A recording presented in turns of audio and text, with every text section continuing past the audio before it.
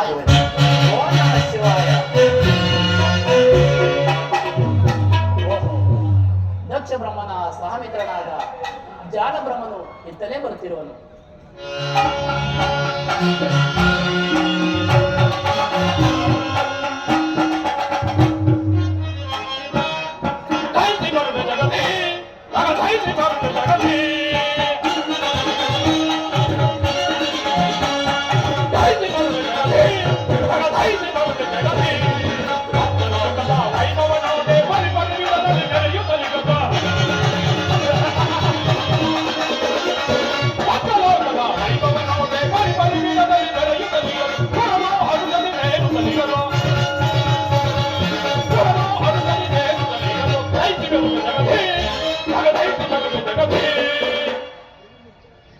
ಮಹಾತ್ಮರಿಗೆ ವಂದಿಸುವೆನು.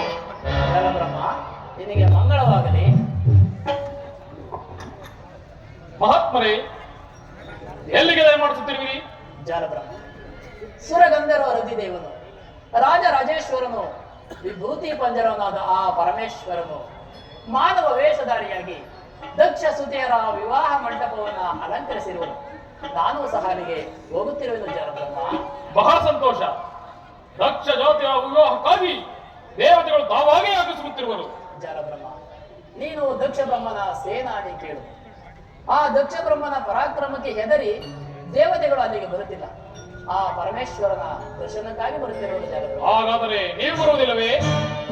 ಜಾಲಬ್ರಹ್ಮ, ಆ ಪರಮೇಶ್ವರನ ದರ್ಶನವನ್ನ ಮಾಡಿದ ಮೇಲೆ ಕಲ್ಯಾಣವೇನು, ಸಕಲ ಸುಖ ಸಂಪತ್ತುಗಳು ಪ್ರವಾಹದಂತೆ ತಾವಾಗಿಯೇ ಹರಿದು ಮುಂಗಾಣುವುದು ಜಾಲಬ್ರಹ್ಮ.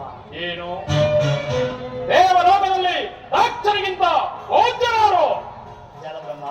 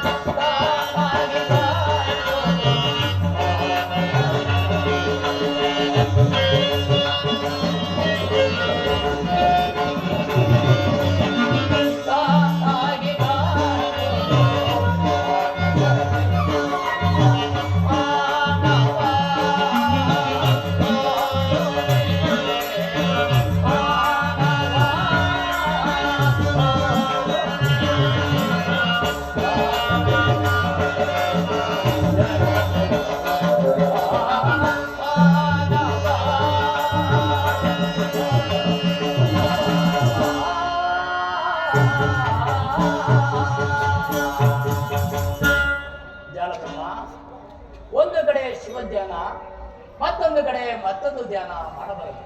ಅವೆಲ್ಲವೂ ರಾಜಸದಿಂದ ಕೂಡಿದ ಅಹಂಕಾರವೆನಿಸುವುದು ಜಾಲ. ಅಹಂಕಾರ